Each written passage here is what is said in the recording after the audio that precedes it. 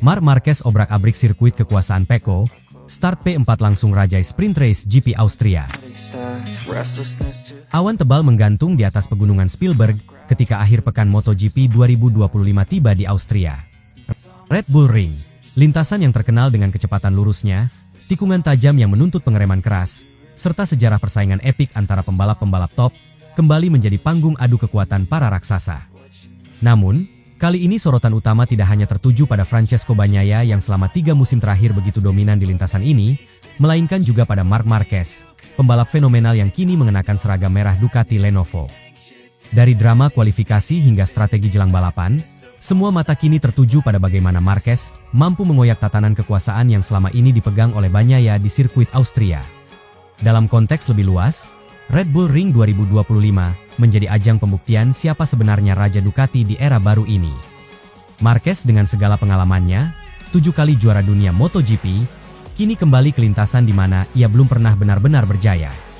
Austria adalah salah satu dari sedikit sirkuit yang selalu menyulitkannya di masa lalu, terutama ketika ia masih bersama Honda. Kini, dengan senjata baru bernama Ducati GP25, ia datang untuk menuntaskan dendam lama.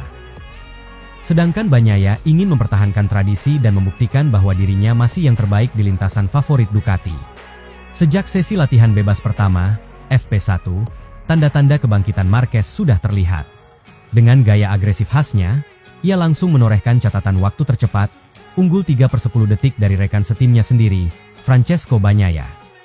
Ini adalah peringatan keras bagi seluruh paddock bahwa Marquez tidak datang ke Spielberg untuk sekadar mencari poin, melainkan untuk merebut kemenangan dan menegaskan statusnya sebagai penguasa baru MotoGP. Performa impresif ini berlanjut ke sesi sore, di mana ia kembali tampil dominan. Catatan waktunya 1 menit 28,117 detik, bahkan menjadi tolok ukur, lebih cepat dibandingkan Pedro Acosta maupun Bagnaia yang mencoba menempel ketat. Ducati Lenovo tampak nyaman dengan paket motor GP25. Dan Marquez terlihat percaya diri dengan setiap lap yang ia jalani. Namun, seperti biasanya di MotoGP, jalan menuju pole position tidak pernah mudah. Kualifikasi Q2 menjadi panggung drama yang tak terlupakan. Marquez tampil brilian sejak awal sesi, terus bersaing ketat dengan Marco Bezzecchi yang kali ini tampil mengejutkan bersama Aprilia. Saudaranya sendiri, Alex Marquez, juga masuk dalam perebutan 3 besar. Sementara Bagnaia berusaha keras mempertahankan momentum di lintasan yang selama ini menjadi rumah keduanya. 2 menit terakhir menjadi momen penentuan. Marquez sedang berada di jalur catatan waktu tercepat, tampak siap merebut pole position. Namun di Cicane terakhir, ia kehilangan kendali. Ban depannya kehilangan grip, motor tergelincir, dan Marquez pun terjatuh. Seketika mimpi meraih posisi terdepan lenyap begitu saja. Alih-alih memulai balapan dari pole, ia harus puas berada di posisi keempat di grid. Bezzecchi akhirnya keluar sebagai pole sitter, sebuah kejutan besar yang membuat paddock ramai membicarakan potensi Aprilia. Di sampingnya ada Alex Marquez di P2, Bagnaia di P3, dan Marc di P4. Meski sempat terjatuh di kualifikasi dan gagal meraih pole, Marquez tidak kehilangan fokus. Start dari baris kedua justru, ia ubah menjadi motivasi tambahan. Hasilnya, sprint race menjadi panggung total bagi dirinya. Mengobrak-abrik barisan depan dan menegaskan diri sebagai penguasa baru di Red Bull Ring. Di sisi lain, Bagnaia yang selama ini selalu menemukan kenyamanan di Austria justru tampak kehilangan arah. Start dari posisi ketiga, ia memang sempat menjadi harapan Ducati untuk mempertahankan tradisi, tetapi kenyataan berkata lain. Ketika Marquez tampil penuh percaya diri, Bagnaia justru tidak mampu menjawab tekanan. Alhasil, untuk kesekian kalinya musim ini, Bagnaia harus menerima kenyataan pahit. Ia kalah di lintasan yang selama ini menjadi simbol kejayaannya. Red Bull Ring yang sebelumnya identik dengan nama Bagnaia, kini terasa berpindah tangan ke Marc Marquez. Kemenangan sprint race ini bukan sekadar tambahan poin di klasemen sementara. Lebih dari itu, ia menjadi simbol pergeseran kekuatan di tubuh Ducati Lenovo. Marquez membuktikan bahwa dirinya tidak hanya mampu beradaptasi dengan cepat, tetapi juga sanggup meruntuhkan dominasi yang sebelumnya dibangun Bagnaia dengan susah payah. Atmosfer di paddock pun berubah. Apa yang dulu dianggap sebagai sirkuit kekuasaan bagi Pecco dan sirkuit kutukan bagi Marquez, kini telah direbut oleh Marc dengan cara yang meyakinkan. Fans yang memadati tribun Red Bull Ring pun menyaksikan langsung bagaimana ikon lama runtuh dan ikon baru bangkit dengan penuh wibawa. Bagi Bagnaia, Hasil ini jelas memukul. Ia tidak hanya kehilangan sprint race, tetapi juga kehilangan status simbolis sebagai penguasa Red Bull Ring. Kekalahan di kandang Ducati sendiri membuat beban mental semakin berat, terutama menghadapi rekan setim yang terus tampil konsisten sejak awal musim. Bagnaia yang pernah merasa begitu dominan di Austria kini dipaksa menelan kenyataan pahit. Sirkuit favoritnya bukan lagi benteng kokoh, melainkan arena terbuka yang bisa direbut siapa saja, dan kali ini, direbut total oleh Marquez. Bagnaia secara jujur juga mengakui bahwa ia harus belajar dengan Marc agar kembali menemukan kenyamanan dengan motor, terutama dalam pengereman. Saya merasa lebih percaya diri ketika bisa mengerem keras. Tapi musim ini kadang saya kehilangan sensasi itu, katanya. Sebuah pengakuan yang menunjukkan bahwa mental Bagnaia sedikit terguncang oleh kehadiran Marquez. Marc Marquez sendiri menyambut kemenangan ini dengan penuh keyakinan. Ia menegaskan bahwa meski harus start dari posisi keempat, tekad dan ritme balapnya sudah cukup untuk membuktikan siapa yang lebih kuat di lintasan. Akhirnya, cerita Red Bull Ring kali ini bukan sekadar tentang siapa yang tercepat atau siapa yang meraih podium. Ini adalah tentang pergeseran kekuasaan, tentang benturan dua generasi juara dunia dalam satu tim, tentang bagaimana Marquez mencoba mengoyak tatanan yang sudah dibangun Bagnaia. Dengan kemenangan ini, Marquez akhirnya berhasil merebut simbol kekuasaan Bagnaia di Red Bull Ring, sebuah pencapaian yang syarat makna, baik secara teknis maupun psikologis.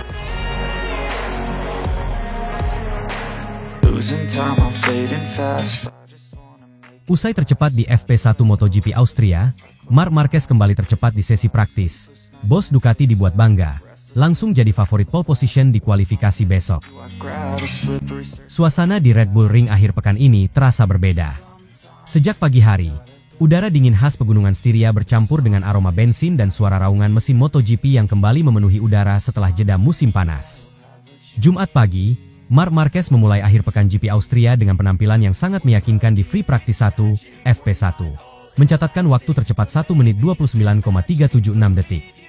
Catatan tersebut membuatnya unggul 0,310 detik dari rekan setimnya di Ducati Lenovo Team, Francesco Bagnaia, yang selama 3 musim terakhir menjadi penguasa Red Bull Ring.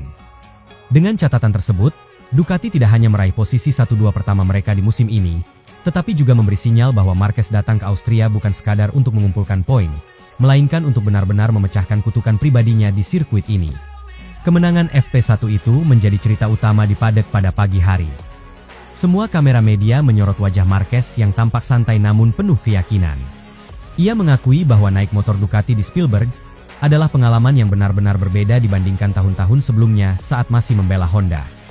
Saya selalu kalah di sini, selalu kalah menghadapi motor merah, Dovizioso, Lorenzo, dan yang lainnya. Sekarang, saya akhirnya berada di atas motor merah itu, ujarnya sambil tersenyum lebar. Komentar itu seolah menjadi peringatan bagi para rival, bahwa ia datang ke Austria dengan amunisi yang lengkap. Sesi praktis sore hari, yang menjadi ajang penting untuk mematangkan setelan motor menjelang kualifikasi, kembali menunjukkan bahwa performa Marquez di pagi hari bukan kebetulan. Tanpa melakukan perubahan besar pada setelan suspensi dan bahkan tanpa mengganti ban, Marquez kembali mencatatkan waktu terbaik. Konsistensi ini sangat berarti, karena biasanya kondisi lintasan di sore hari lebih panas dan lebih licin, sehingga catatan waktu cenderung melambat. Namun, Marquez mampu mempertahankan ritme, bahkan terlihat lebih tajam di sektor pengereman menuju tikungan 1 dan tikungan 3, dua titik krusial untuk overtaking di Red Bull Ring. Bagi Ducati, hasil ini adalah puncak dari strategi dan pengembangan yang telah mereka rancang sejak awal musim. Bos Ducati Lenovo Team terlihat jelas bangga, meskipun tidak semua pernyataan resmi mereka diungkapkan ke publik. Dominasi 1-2 di FP1 dan kepemimpinan di sesi praktis menegaskan bahwa Ducati masih menjadi kekuatan utama di Austria, sebuah sirkuit yang sudah mereka kuasai sejak kembali ke kalender MotoGP pada 2016. Dari 9 balapan terakhir di sini, Ducati memenangi 8 di antaranya, sebagian besar melalui pembalap seperti Andrea Dovizioso, Jorge Lorenzo, dan Pecco Bagnaia. Kini, giliran Marquez yang berpeluang menambah daftar kemenangan itu. Sementara di garasi sebelah, situasi Pecco Bagnaia cukup berbeda. Meski statusnya sebagai juara bertahan 3 kali GP Austria seharusnya memberi keuntungan mental, Bagnaia justru mengaku kesulitan menyesuaikan diri dengan karakter Ducati GP25 musim ini. Masalah terbesar menurutnya terletak pada pengereman, di mana ia merasa tidak mampu mengerem sedalam dan seagresif Marquez tanpa mengorbankan stabilitas motor. Di sisi teknis, keunggulan Marquez terlihat jelas pada analisis sektor per sektor. Di sektor pertama yang terdiri dari straight panjang diikuti pengereman keras menuju tikungan 1. Marquez memanfaatkan gaya late braking khasnya yang sangat cocok dengan sistem pengereman Desmosedici. Saat keluar dari tikungan, ia menggunakan kontrol throttle yang presisi untuk menjaga ban belakang tidak kehilangan cengkeraman. Di sektor kedua, akselerasi menuju tikungan 3 menjadi momen di mana ia meraih keuntungan signifikan dibandingkan Bagnaia, yang tampak sedikit kehilangan traksi di pertengahan tikungan. Sementara itu, di sektor terakhir, meskipun jarak waktu antar pembalap lebih tipis, konsistensi Marquez dalam menjaga racing line membuatnya hampir selalu unggul beberapa ratus milidetik di setiap lap. Cuaca pada hari Jumat juga cukup ideal. Suhu lintasan berkisar 27 derajat Celcius, langit cerah, dan angin tenang. Kondisi yang memungkinkan para pembalap untuk menguji batas kecepatan tanpa khawatir kehilangan grip mendadak. Namun, laporan cuaca menunjukkan kemungkinan hujan pada Sabtu sore, yang berarti sesi kualifikasi dan sprint race bisa berlangsung dalam kondisi basah. Posisi Marquez menjelang sprint pada hari Sabtu sangatlah kuat. Ia unggul jauh di puncak klasemen, namun tekadnya untuk selalu tampil maksimal menghalanginya bermain aman. Saya selalu ingin menang, terutama di tempat yang belum pernah saya menangi sebelumnya, tegasnya. Hal ini membuatnya menjadi pembalap paling berbahaya di lintasan, karena ia bisa menyerang tanpa beban. Bagi Ducati, keberhasilan Marquez di FP1 dan praktis sore memberi harapan besar untuk meraih pole position pada kualifikasi besok. Posisi start terdepan di Red Bull Ring sangat penting, mengingat lintasan ini memiliki sektor awal yang sempit dan sering memicu insiden di tikungan pertama. Dengan start dari posisi terdepan, peluang menghindari kekacauan awal balapan akan jauh lebih besar, dan Marquez punya kemampuan mempertahankan posisi di depan selama sprint dan balapan penuh. Sementara itu, rival utama dari tim lain juga menunjukkan tanda-tanda siap bersaing. Marco Bezzecchi dari Aprilia Racing tampil cukup cepat meski masih beberapa detik di belakang Marquez. Namun, kecepatan mentah Ducati di trek lurus dan kestabilannya di pengereman membuat perbedaan yang sulit dijembatani oleh tim non-Ducati. Jika melihat data dan tren musim ini, Marquez tampak seperti favorit mutlak untuk meraih pole position. Namun, MotoGP selalu penuh kejutan. Faktor ban, perubahan cuaca, bahkan slipstream di kualifikasi bisa mengubah urutan grid. Meski demikian, hampir semua analis padek sepakat bahwa jika Marquez mempertahankan bentuk terbaiknya, ia akan menjadi pembalap yang harus dikalahkan, tidak hanya di kualifikasi tetapi juga di sprint race dan balapan utama.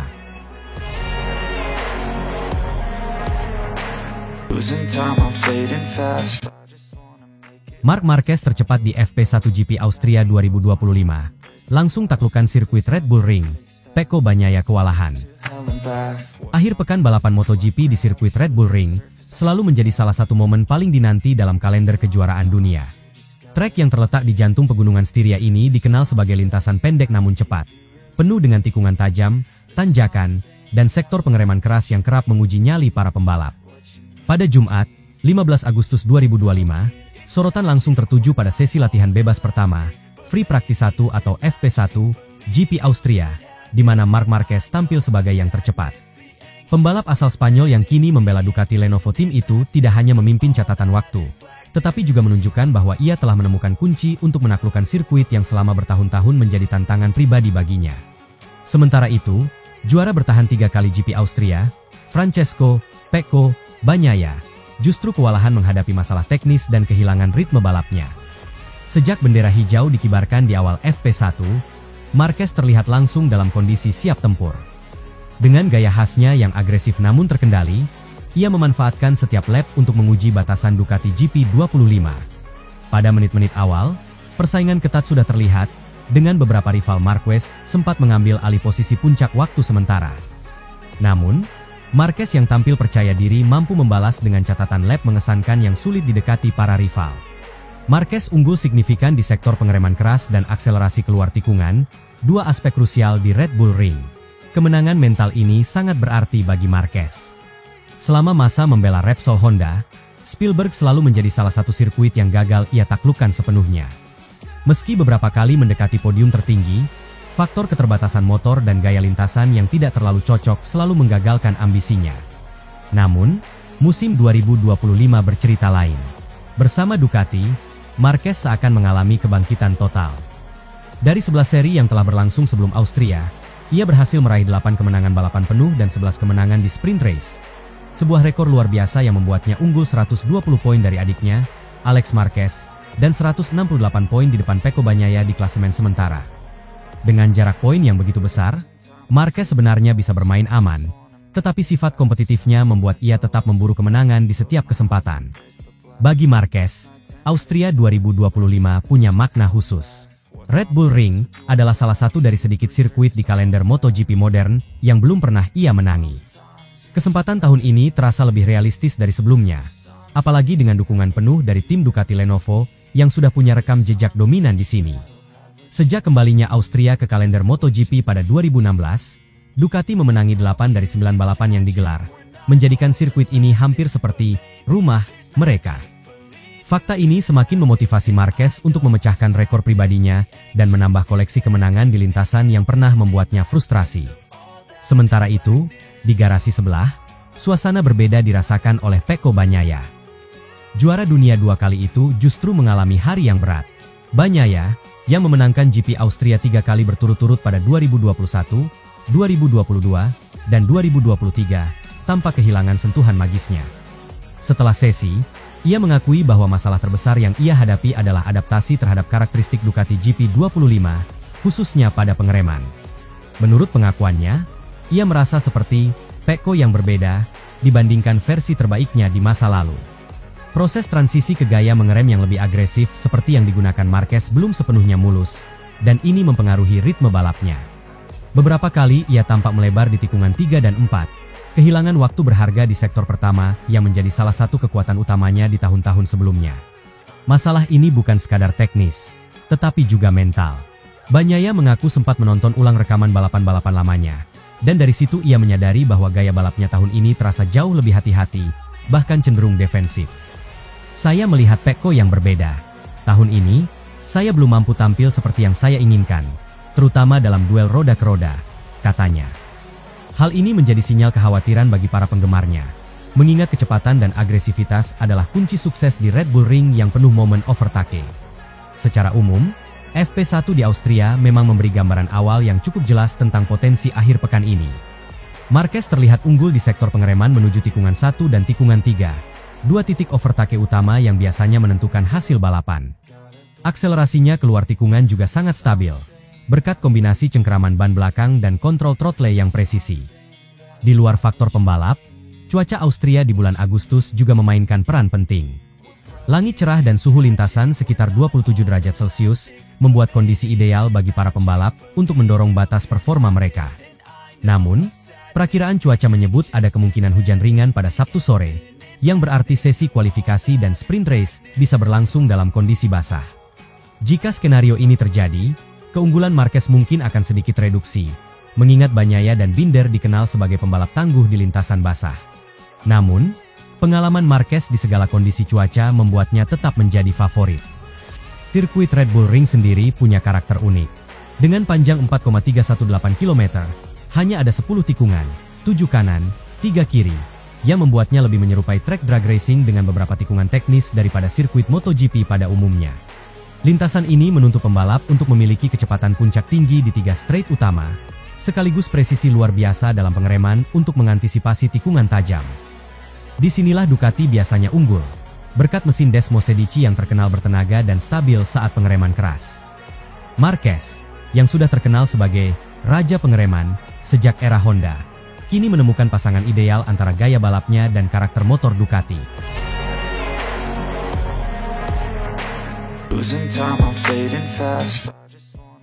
Pedro Acosta minta ampun.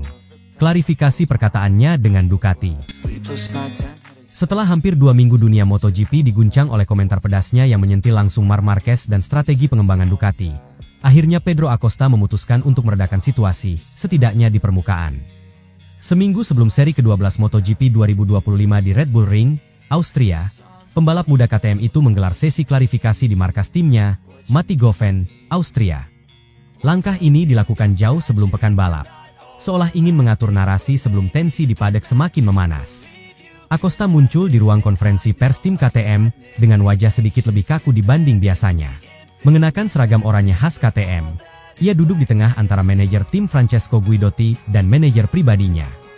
Di hadapan sejurnalis Eropa dan beberapa kamera televisi, Acosta membuka pembicaraan dengan nada yang lebih pelan dari biasanya. Saya tahu apa yang saya katakan di Sachsenring telah menjadi topik besar. Saya ingin menyampaikan bahwa saya meminta maaf kepada Mark, Ducati, dan semua yang merasa tersinggung.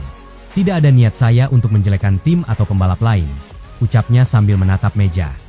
Namun, ketenangan itu tidak berlangsung lama. Dalam kalimat berikutnya, Acosta justru menyelipkan pembelaan yang membuat banyak pihak menilai permintaan maafnya terasa setengah hati. Tetapi saya juga ingin menegaskan, apa yang saya sampaikan waktu itu adalah pandangan pribadi saya sebagai pembalap yang ingin olahraga ini maju untuk semua orang, bukan hanya untuk satu nama besar, lanjutnya. Beberapa jurnalis langsung menangkap nuansa tidak sepenuhnya menyesal dari pernyataan itu. Tanya jawab pun memanas ketika wartawan dari media Spanyol bertanya, apakah ia lebih menyesal atas isi komentarnya, atau karena komentarnya viral. Acosta tersenyum kecut dan menjawab, saya menyesal karena efeknya terlalu besar dan menyinggung banyak orang. Tapi saya rasa setiap pembalap punya hak bicara. Saya hanya melakukannya. Dari kubu Ducati, respons muncul hanya beberapa jam setelah klarifikasi itu dirilis ke publik. Davide Tardozzi, yang sebelumnya membalas keras komentar Acosta, kali ini memilih nada yang lebih diplomatis. Kami menghargai dia mau bicara dan meminta maaf. Tapi publik bisa menilai sendiri ketulusannya. Bagi kami, fokus adalah bekerja untuk balapan berikutnya, ujar Tardozzi kepada media Italia. Meski terdengar tenang, bahasa tubuh Tardozzi saat diwawancara menunjukkan bahwa ia masih menaruh rasa kecewa pada pembalap KTM tersebut. Sementara itu, Marc Marquez sendiri menunjukkan kelasnya sebagai pembalap senior. Dalam wawancara eksklusif, Marquez berkata, saya menghargai upayanya untuk bicara terbuka. Saya tahu tidak mudah mengakui sesuatu di depan umum, apalagi saat semua media menyorot. Saya tidak mau menyimpan dendam. Sekarang saya hanya ingin fokus membalap, ungkap Marquez. Sikap tenang dan rendah hati Marquez ini kembali menuai pujian, terutama dari bos Ducati, Claudio Domenicali, yang menyebut bahwa Marquez adalah contoh profesionalisme sejati. Namun, klarifikasi Acosta yang setengah hati itu justru memicu spekulasi baru di media. Beberapa outlet Italia kembali mengangkat isu keterlibatan Valentino Rossi dalam membentuk opini Acosta. Nada bicara Acosta dianggap terlalu selaras dengan pandangan Rossi yang selama ini diketahui masih memiliki hubungan panas dengan Marquez sejak insiden Sepang 2015. Sky Sport bahkan memuat analisis bahwa kemungkinan besar Acosta tak mau mencabut sepenuhnya ucapannya, karena masih ingin menjaga kedekatan dengan Rossi, yang dikabarkan tertarik merekrutnya ke VR46 di masa depan. Reaksi fans pun kembali terbelah. Pendukung Marquez dan Ducati menganggap permintaan maaf itu hanyalah kamuflase, agar ia tidak terus diserang publik. Sementara fans Acosta memuji keberaniannya untuk tidak sepenuhnya menarik pendapat. Media sosial ramai dengan komentar seperti, kalau mau minta maaf saja, jangan sambil menyenggol. Dan, lebih baik minta maaf setengah hati tapi jujur daripada penuh kepalsuan. Bagi KTM, konferensi pers ini adalah langkah penting untuk mengontrol kerusakan reputasi. Francesco Guidotti bahkan sempat menginterupsi sesi tanya jawab ketika ada wartawan yang mencoba mengaitkan kembali komentar Acosta dengan gosip Rossi. Kita di sini untuk bicara tentang balapan dan masa depan Pedro, bukan masa lalu orang lain, tegas Guidotti. Namun, jelas terlihat bahwa isu ini belum akan mati sepenuhnya. Di Paddock, berita klarifikasi seminggu sebelum Red Bull Ring ini justru menambah rasa penasaran jelang duel langsung antara Acosta dan Marquez. Red Bull Ring adalah sirkuit dengan karakteristik pengereman keras dan peluang overtake yang besar, tempat sempurna bagi persaingan yang penuh gengsi. Banyak pihak memprediksi bahwa meskipun Marquez memilih jalur diplomasi di media, ia akan memberi jawaban di lintasan. Menariknya, seminggu penuh menjelang race di Austria ini diwarnai komentar dari legenda MotoGP lainnya, Casey Stoner. Dalam wawancara, Stoner mengatakan bahwa ia tidak terkejut melihat permintaan maaf Acosta terasa tidak sepenuhnya tulus. Saya rasa dia memang percaya dengan apa yang dia katakan sebelumnya, hanya saja dia tidak siap dengan dampak publiknya. Kalau memang terbukti Valentino ada di balik itu, Ducati punya alasan kuat untuk mempertanyakan hubungan mereka dengan VR46, ujar Stoner. Meski begitu, ada juga yang mencoba melihat sisi positif dari langkah Acosta. Carlo Pernat, manajer veteran MotoGP, menilai, klarifikasi ini, walau setengah hati, tetap langkah maju. Artinya dia mau bicara, bukan diam saja. Dalam olahraga sebesar MotoGP, semua orang menilai tindakan, bukan hanya kata-kata. Dengan latar belakang ini, seri Austria di Red Bull Ring dipastikan bukan sekadar adu cepat di atas lintasan, tetapi juga pertarungan narasi dan citra di luar trek.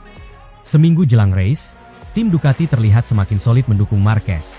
Sementara KTM mencoba menjaga fokus Acosta agar tidak kembali terjebak dalam perang kata-kata. Para penggemar kini menunggu, apakah permintaan maaf ini akan benar-benar meredakan tensi, atau justru menjadi bahan bakar untuk drama yang lebih panas di hari balapan?